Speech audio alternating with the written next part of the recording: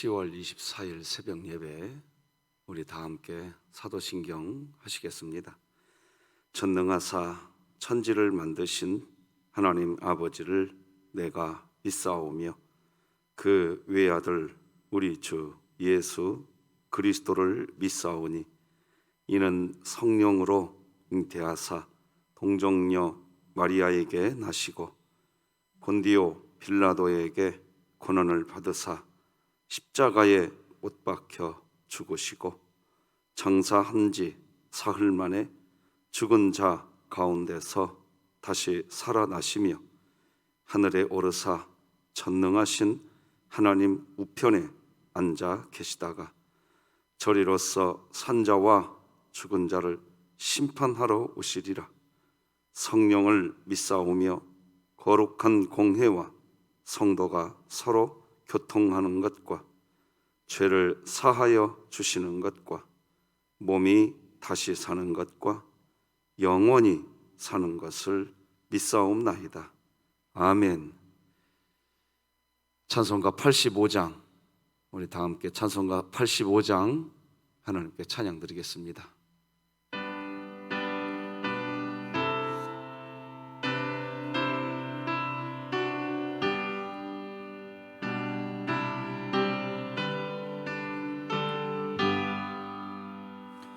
구주를 생각만 해도 이렇게 좋거든. 주 얼굴 배울 때에야 얼마나 좋으려. 만민의 구주 예수의 귀하신 이름은 천지에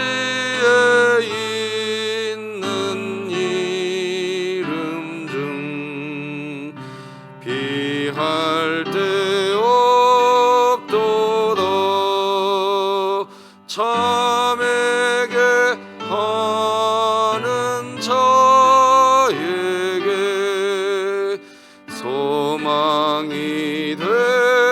되시고 구하고 찾는 자에게 기쁨이 되신다.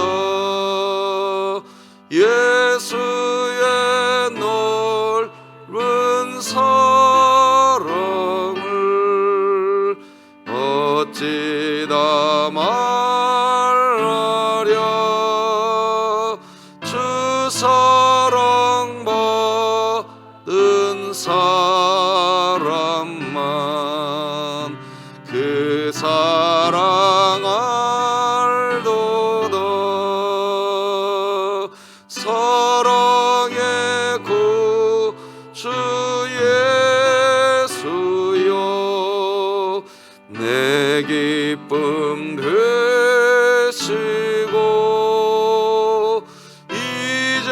이제로부터 영원히 영광이 되소서.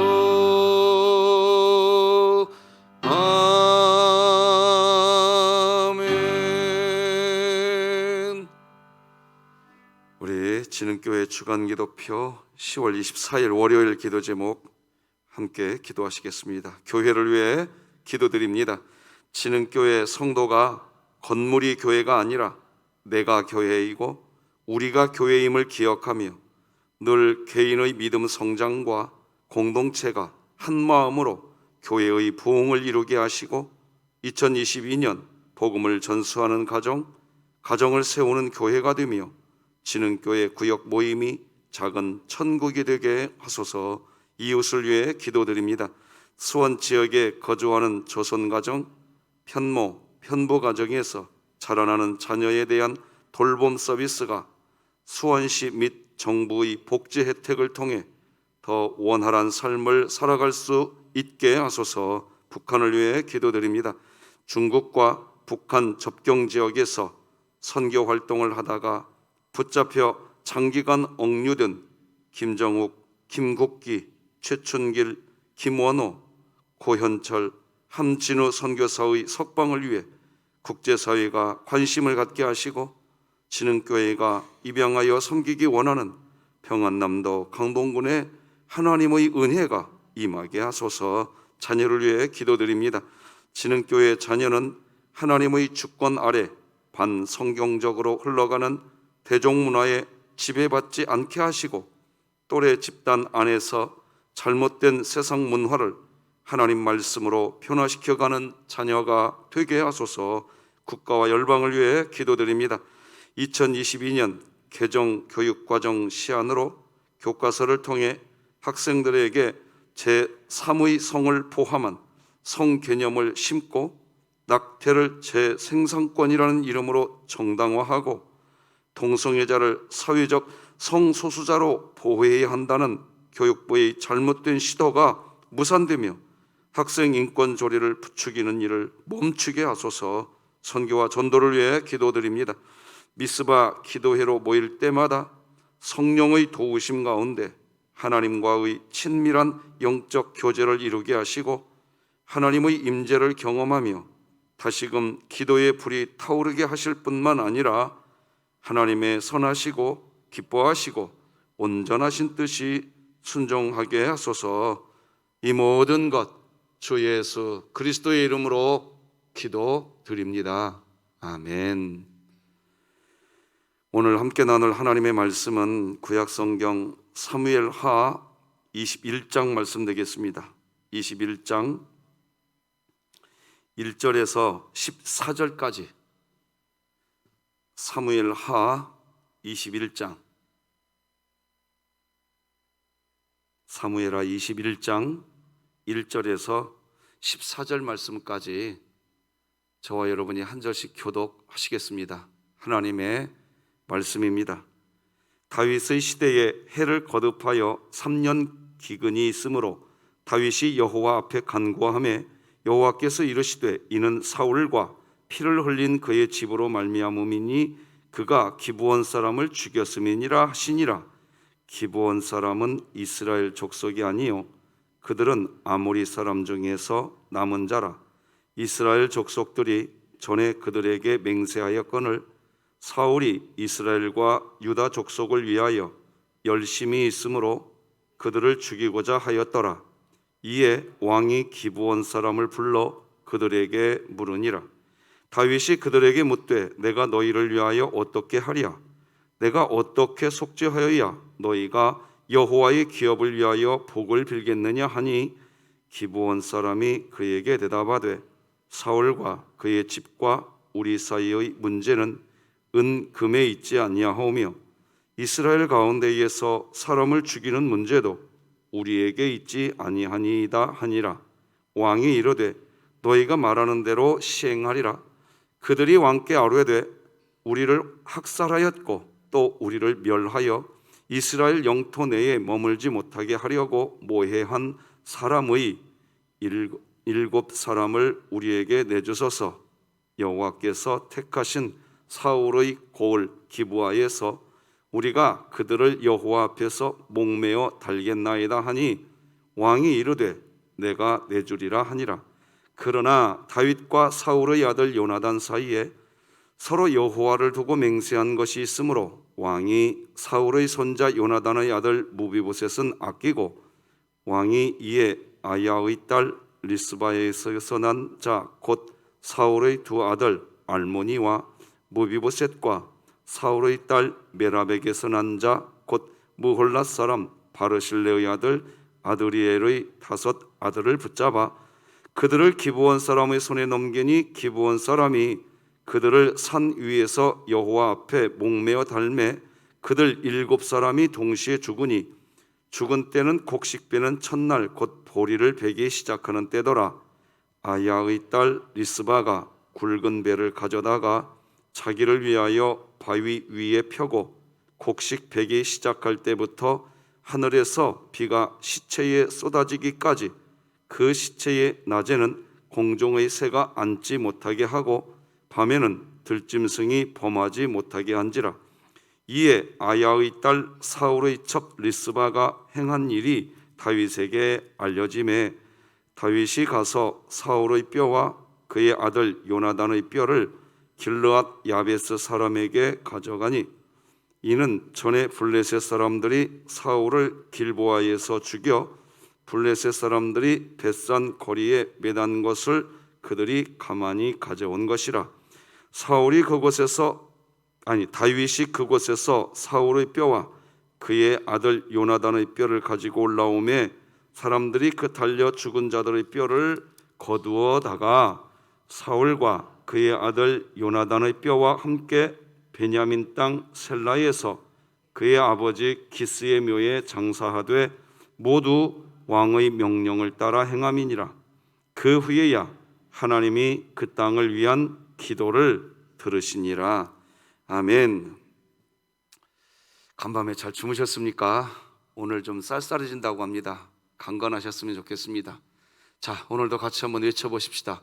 시작. 하나님, 제가 예배자입니다. 공동체여 다시 일어나라. 아멘. 참 오늘은 여러 광고가 좀 있습니다. 첫째, 오늘 수산나 여전도회가 야유회 갑니다. 코로나19 이후에 처음 전도회 모임인데 아주 안전하게 그리고 행복하게 믿음과 사랑의 교제가 있는 그런 귀한 야유회가 되었으면 좋겠고, 다른 전도회도 어제도 보니까 베드로 남전도회도 모이고 전도회별로 모임들을 가지시더라고요. 참 행복한 소식인 것 같습니다. 그리고 오늘 두 번째, 오늘 경기 수원로에 축구전도 위한 사역이 있는 날입니다. 참여하시는 여전도회 회원분들 축복합니다. 오늘 추운 날씨에 일기예보가 예보되어 있는데 강건하게 하나님의 사명 잘 감당하고 오셨으면 좋겠습니다. 그리고 마지막 세 번째입니다. 우리 최준천 장로님의 외손주 승혁이가 두 번째 군입대 합니다. 무슨 말인가 하니까 첫 번째 군입대 했었는데 코로나19 판정을 받아서 다시 집으로 돌아왔었다가 오늘 다시 군입대 합니다. 건강하게 군생활 잘 마칠 수 있도록 마음을 모아서 또 기도해 주시면 고맙겠습니다. 자, 이제 말씀 나누겠습니다. 오늘 말씀 제목은 열심은 귀하나 예수 그리스도의 지식이 더 중요합니다. 이런 제목으로 말씀 나누겠습니다. 오늘 본문은 다윗 시대에 3년 연속으로 기근이 있었던 내용을 기록하고 있습니다. 1년 기근 후 몇 해를 지나서 다시 1년 기근이 오고, 그리고 나서 또 몇 해가 지나서 다시 1년 동안 기근이 오고, 그런 거 아닙니다.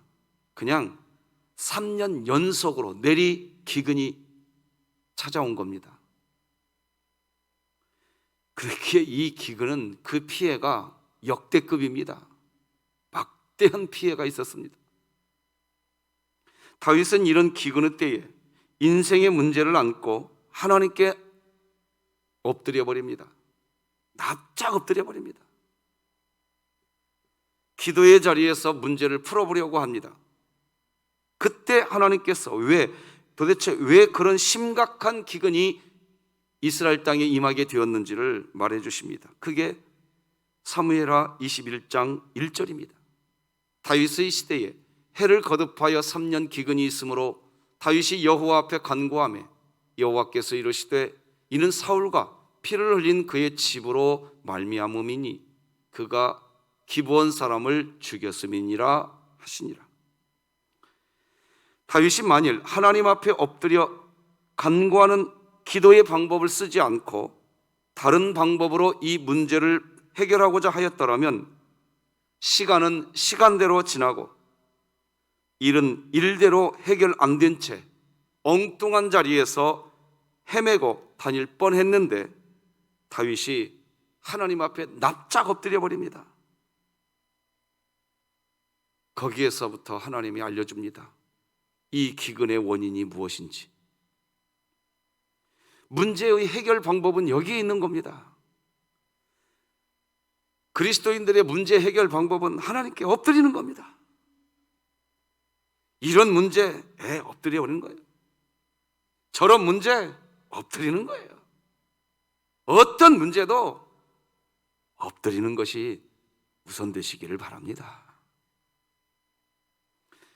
기도의 방법을 사용하지 않고 여기저기 뛰어다니며 다른 방법으로 해결해 보고자 합니다. 하지만 다 시간 낭비일 뿐입니다. 여호수아가 아이성을 공격했으나 실패하고 돌아오자 백성의 마음이 녹아 물같이 되었다고 여호수아 7장 5절이 이렇게 기록합니다. 아이 사람이 그들을 36명쯤 쳐 죽이고 성문 앞에서부터 스바림까지 쫓아가 내려가는 비탈에서 쳤으므로 백성의 마음이 녹아 물같이 된지라. 이 중요한 찰나에 여호수아가 어떻게 합니까? 그 아이성 공격의 실패 원인을 다른 방법에서 해결하고자 하지 않고 오직 여호와의 궤 앞에 여호수아가 납작 엎드려 버립니다. 하나님, 그 하나님을 찾습니다. 그때 하나님께서 여호수아에게도 왜 실패하게 되었는지 아간의 이유를 알려주시고 그 해결 방법이 무엇인지도 그 자리에서 알려주십니다. 그리스도인들이 문제가 발생했을 때 하나님께 엎드려서 원인이 무엇인지 하나님이 알려주시는 해결 방법으로 해결하는 삶, 그게 복된 인생인 겁니다. 세상의 일을 감당해 나갈 때 우리가 해야 할 일은 하나님께 엎드리는 겁니다. 왜냐? 그것은 하나님의 영역이기 때문입니다. 세상의 일, 문제가 해결되고 풀리는 것, 문제의 해결자 우리가 아닙니다. 하나님이십니다. 그래서 우리는 우리의 행사를 하나님께 맡겨야 합니다. 그러면 하나님이 경영해 주시는 것입니다. 우리 다 같이 잠언 16장 3절 합독합니다. 시작. 너의 행사를 여호와께 맡기라. 그리하면 네가 경영하는 것이 이루어지리라. 자, 그러면 이스라엘의 3년 연속 기근이 든 이유가 뭡니까? 하나님이 알려줬습니다. 사울과 피를 흘린 그 집 때문이었다. 오늘 본문 다시 한번 읽어드리겠습니다. 다윗의 시대에 해를 거듭하여 3년 기근이 있으므로 다윗이 여호와 앞에 간구하매 여호와께서 이르시되 이는 사울과 피를 흘린 그의 집으로 말미암음이니 그가 기브온 사람을 죽였음이니라. 사실 이 기브온 족속은 이스라엘 사람은 아닙니다. 과거로 좀 거슬러 올라가야 되는데 여호수아와 이스라엘 나라, 즉 여호수아가 가나안 땅을 정복할 시기로 다시 끌어올라가야 됩니다. 이방민족 기브온 사람들과 한참 가나안 땅 정복 전쟁을 하고 있을 때 공교롭게 기브온 사람과는 화친을 맺게 되는 일이 있었습니다. 여호수아 9장을 보면 이렇게 나옵니다. 무리가 그들의 양식을 취하고는 어떻게 할지를 여호와께 묻지 아니하고 기도가 없었던 겁니다. 기도가 이게 화근이었습니다. 하나님께 기도하지 않고 여호수아가 단독으로 처리합니다. 여호수아가 곧 그들과 화친하여 그들을 살리리라는 조약을 맺고 회중 족장들이 그들에게 맹세하였더라. 자, 그런데 이런 화친 조약, 비록 하나님께 묻지 않고 맺은 언약이지만 언약인 겁니다. 약속을 했던 겁니다. 그래서 사울과 그의 가족은 기브온 사람들을 그럼에도 불구하고 무참히 죽여버리는 피를 흘린 겁니다. 우리 여러분 이 부분 눈여겨봐야 될 부분이에요.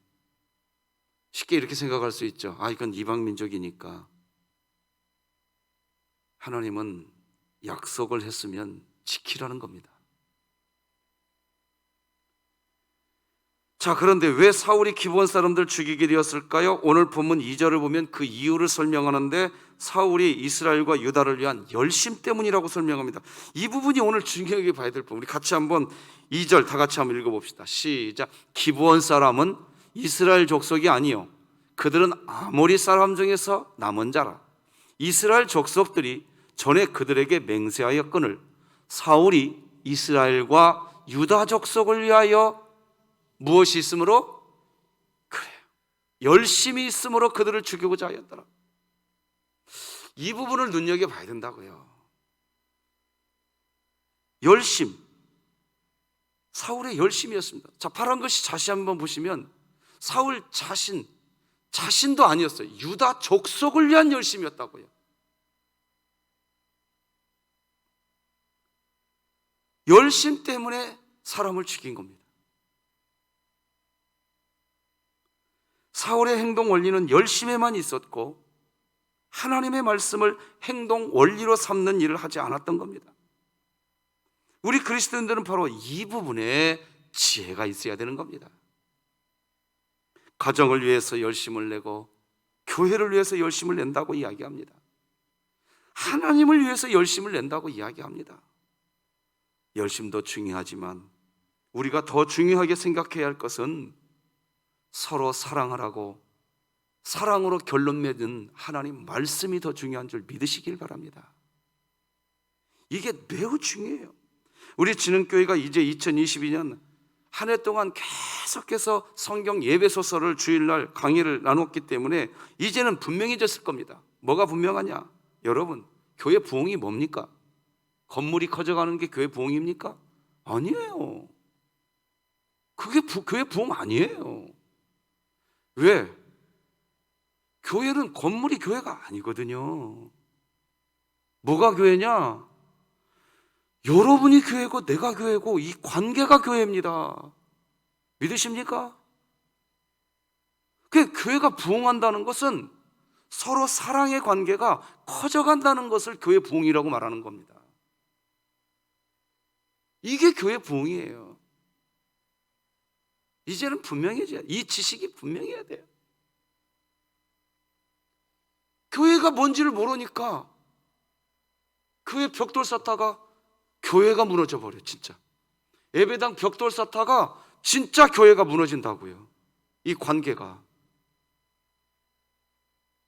교회 부흥을 기도하면 서로 사랑하는 관계가 갈수록 커져가는 그런 은혜가 우리 교회에 있기를 바랍니다. 그걸 교회 부흥이라고 말하는 거예요. 성경은 그리스도인들에게 열심에 대해 지식을 더해야 된다고 분명히 말합니다. 그래서 지식이 없기에 망하게 된다. 우리 호세아 4장 6절 같이 읽어봅시다. 시작. 내 백성이 지식이 없음으로 망한. 지식, 즉 우리의 관계, 우리가 교회라고 하는 이 성경 지식이 없으면, 그래서 그 일 잘하겠대. 그러면서 진짜 교회를 무너뜨려 버려. 자본주의 사회에서 우리가 회사에 출근하는 것은 일을 하기 위해서 회사에 출근합니다. 그러나요, 신앙생활은요, 지식이 있어야 됩니다. 여러분, 우리라니까요. 우리가 교회예요. 그러니까 그리스도인들이 열심을 낸다고 하면 뭐에 열심을 내야 될까요? 우리의 관계가 사랑의 관계가 되어져 가는 거, 거기에 열심을 내야 되는 거예요.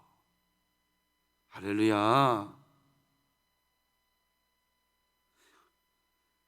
그리고 이 지식이 없는 이런 열심은 말이에요. 그러니까 이런 성경의 지식이 없으면 우리가 교회라는 이런 지식, 이런 열심, 그런 열심이 우리의 열심이 돼야 된단 말이에요. 그렇지 않고 어떤 일에 대한 열심이 우리의 열심이 돼버리면요, 결국은 자기 의의를 만든다니까요. 성경이 그렇게 말해요. 우리 로마서 10장 2절 3절 같이 천천히 한번 읽어봅시다. 시작. 내가 증언하노니 그들이 하나님께 열심히 있으나 올바른 지식을 따른 것이 아니니라. 하나님의 의의를 모르고 자기 의의를 세우려고 힘써 하나님의 의의에 복종하지 아니하니. 여기 잘 보세요. 2절. 하나님께 열심히 있다니까요. 근데 올바른 지식이 아니라는 거예요. 그래서 2022년 우리 진흥교회는 한 해 동안 끊임없이 메시지 나눴습니다. 우리가 교회라고. 이게 신앙생활 할 때 분명해지셔야 됩니다. 이게 분명해지지 않으면 열심 내는 족족 교회가 무너집니다. 사람이, 그리스도인들이 의로운 삶을 사는 것은 사람의 어떤 일에 대한 열심도 아니고 율법적 행동으로 의로워지는 것도 아닙니다. 사람이 의로워지는 것은 예수 그리스도 안에 있는 하나님의 은혜로 의로워지는 거예요. 로마서 3장 22절 같이 읽어볼까요? 시작. 곧 예수 그리스도를 믿음으로 말미암아 모든 믿는 자에게 미치는 하나님의 의인이 차별이 없는, 예수 그리스도를 믿는 믿음이 뭐예요? 우리의 머리가 주님, 예수님이 되었다는 거예요. 머리이신 예수님을 모시고 여러분과 우리가 한 지체인 겁니다. 이 믿음, 그것으로 우리가 의로워지는 거지 어떤 일 잘해서 이런 거 아닙니다. 율법적 행동으로 의로워지는 사람 한 사람도 없습니다. 그래서 로마서 3장이 뭘 결론 내느냐? 의인은 없나니 한 사람도 없다. 그리스도인이 기억해야겠죠? 우리의 어떤 일에 대한 의로운 행동, 일에 대한 열심, 그것으로 우리가 의로워지는 게 아닙니다. 저는 선교사님들하고 교제하는 시간이 요즘에 좀 자주 있어졌습니다. 노회장을 하다 보니까 그런 일들이 또 생기는데요. 선교사님들이 제일로 큰 게 선교사에 가면서 고민하는 게 뭔지 아세요?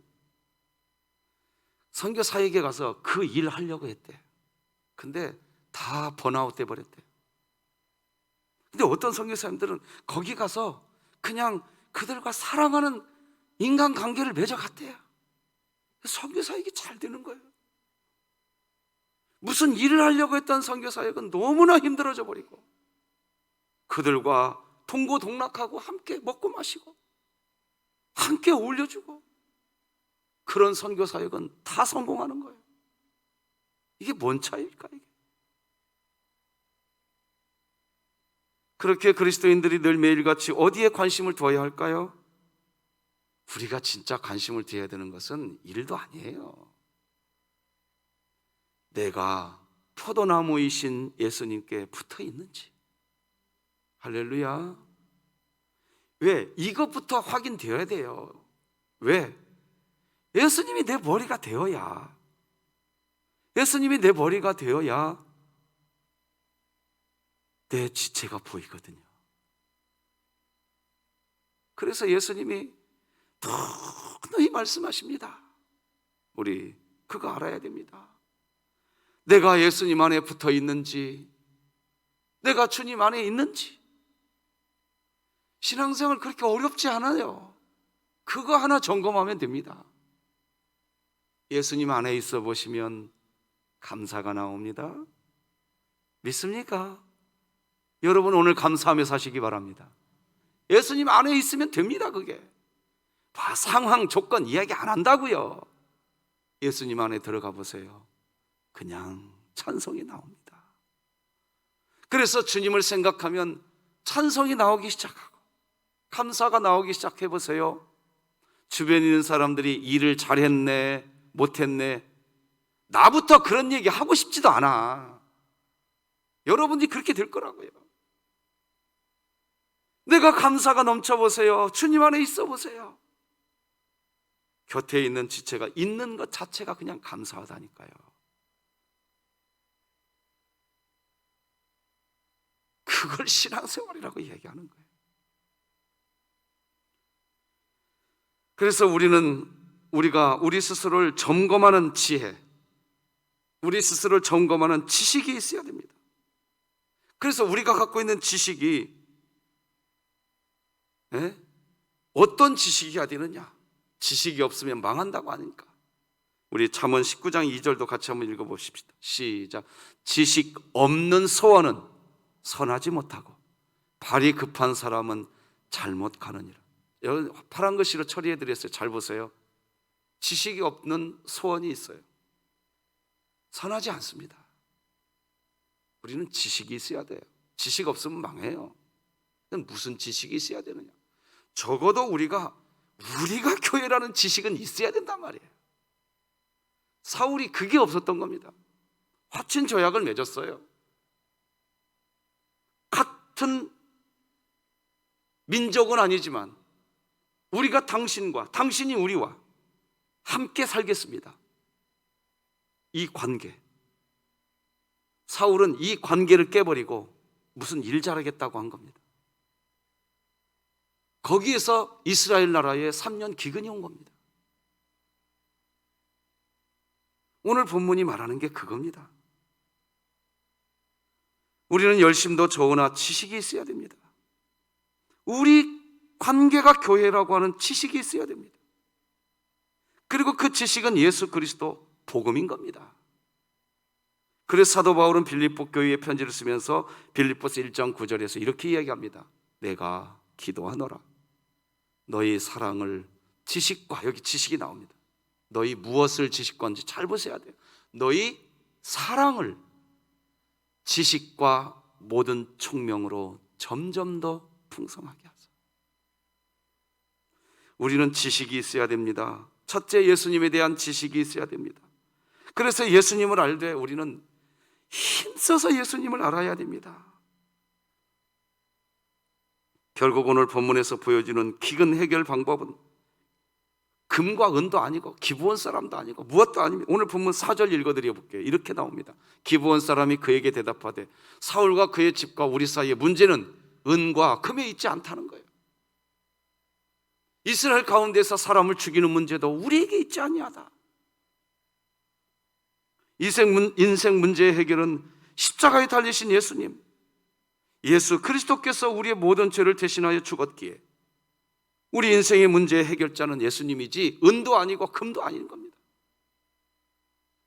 이제 이 기근이 해결되기 위해서 눈에는 눈, 이에는 이 원칙에 따라 사울 가문의 집사람이 죽어야 했습니다. 8절 9절입니다. 왕이 이에 아야의 딸 리스바에게 선한 자 곧 사울의 두 아들 알모니와 모비보셋과 사울의 딸 메랍에게 선한 자 곧 몰랏 사람 바르실레의 아들 아드리엘의 5 아들을 붙잡아 그들을 기브온 사람의 손에 넘기니 기브온 사람이 그들을 산 위에서 여호와 앞에 목매어 달매 그들 7 사람이 동시에 죽으니. 안타까운 일입니다. 비참한 일입니다. 그렇습니다. 여러분, 우리에게는 열심 너무나 귀하지만 지식이 있어야 됩니다. 예수 그리스도 안에 우리가 있어야 하는 겁니다. 비참하게도 사울 가문의 사람이 다 죽고 난 후에야 비로소 하나님께서 그 땅을 위한 기도를 들으셨다고 오늘 14절이 이렇게 기록합니다. 사울과 그의 아들 요나단의 뼈와 함께 베냐민 땅 셀라에서 그의 아버지 기스의 묘에 장사하되 모두 왕의 명령을 따라 행하니라. 그 후에야. 저는 설교를 준비하다 이 본문을 읽고 잠깐 가슴이 먹먹해져 버리더라고요. 이 그 후에야, 이 단어가 없었으면 참 좋았을 것을. 결국 누군가는 죽어야 된다는 거 아니냐. 야, 우리 하나님 이런 때는 좀 무섭습니다. 무서워요. 저는 이 부분 눈여겨봐야 된다고 봅니다. 결국 눈에는 눈, 이에는 이. 그렇게 된 거 아닙니까? 예수님이 왜 죽으셨습니까? 눈에는 눈, 이에는 이 때문입니다. 예수님이 죽지 않으셔도 되는데 예수님이 죽으신 이유가 뭡니까? 하나님이 예수님을 죽음의 자리로 몰아넣으신 겁니다. 왜? 눈에는 눈, 이에는 이. 왜? 이 세상의 죄를 용서하려면 누군가는 그 죄값을 치러야 되는 거예요. 그게 하나님의 통치 원리입니다. 그 이스라엘 이 사울의 가문 사람 7명이 죽어야, 그래서 그 이후에 그 후에야 가슴이 먹먹했지만 여러분 기억하세요. 이게 하나님의 통치 방법이십니다. 이런 일이 없었으면 좋겠어요. 그 후에야 하나님이 그 땅을 위한 기도를 들으시니라. 말씀 맺겠습니다. 사랑하는 성도 여러분, 열심히 신앙생활 하십시다. 그러나 그 열심이 뭐가 돼야 됩니까? 하나님 사랑, 사람 사랑을 위한 열심이 돼야 되는 겁니다. 일이 아닙니다. 그게 우선 돼 보십시오. 지난주에 어떤 분이 저에게 간증했습니다. 목사님, 솔직히 저희 구역은 모일 수 없는 구역이었습니다. 3명 모였대요. 간절히 기도했대요. 지금 이 자리 계시잖아요. 하나님, 제가 우리 구역 사랑하게 해주십시오. 그랬더니 지혜가 생기더래요. 아, 그분에게 이렇게 다가가면 되겠구나. 그래서 그렇게 했더니 구역 예배 드리자고 먼저 말하더래요. 그래서 구역 예배 드렸대요. 사랑해 보세요. 일 잘 됩니다. 하나님이 우리 교회에 그렇게 역사했으면 좋겠습니다. 기도하십시다. 하나님 아버지, 고맙습니다. 우리가 열심으로 신앙생활하기를 원합니다. 최선을 다해서. 그러나 주님, 지식이 없으면 망하게 된다고 하셨습니다.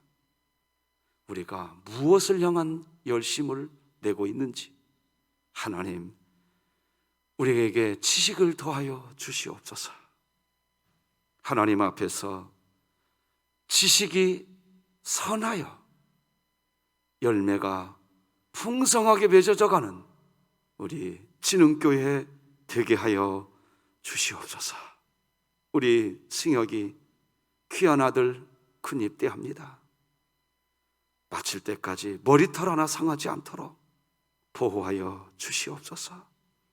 스산나 여전도에 안전하게 행복하게 사랑의 교제가 풍성한 야유회 되게 하시고, 오늘 경기 수원로의 축구 전도대회 하나님의 복음의 역사가 있게 하여 주시옵소서. 우리 원로 목사님과 우리 진흥의 모든 가족들, 오늘 한 걸음 한 걸음 인생의 발걸음을 내디딜 때마다 우리 하나님의 도우심 안에 있게 하여 주시고, 우리 대한민국을 붙들어 주옵소서. 선교사님들의 사역을 지켜주시고 삐자립교회 우리 하나님 권념하여 주시옵시고, 병들어 연약한 주의 권속들 하나님의 은혜를 간구하며 오늘도 주의 은혜를 베풀어 달라고 기도하는 무릎 주의 권속들 하나님 치유의 권능으로 던집혀 주시옵소서. 오늘 이 새벽 기도할 수 있는 기회를 주셨사오니 하나님 앞에 납작 엎드리게 하시고 주의 은총 가운데 거하는 우리 모두가 되게 하여 주시옵소서. 예수님의 이름으로 기도드립니다. 아멘. 하늘에 계신 우리 아버지여, 이름이 거룩히 여김을 받으시오며 나라가 임하시오며 뜻이 하늘에서 이루어진 것 같이 땅에서도 이루어지이다. 오늘 우리에게 일용할 양식을 주시옵고, 우리가 우리에게 죄 지은 자를 사하여 준 것 같이 우리 죄를 사하여 주시옵고, 우리를 시험에 들게 하지 마시옵고 다만 악에서 구하시옵소서. 나라와 권세와 영광이 아버지께 영원히 있사옵나이다. 아멘.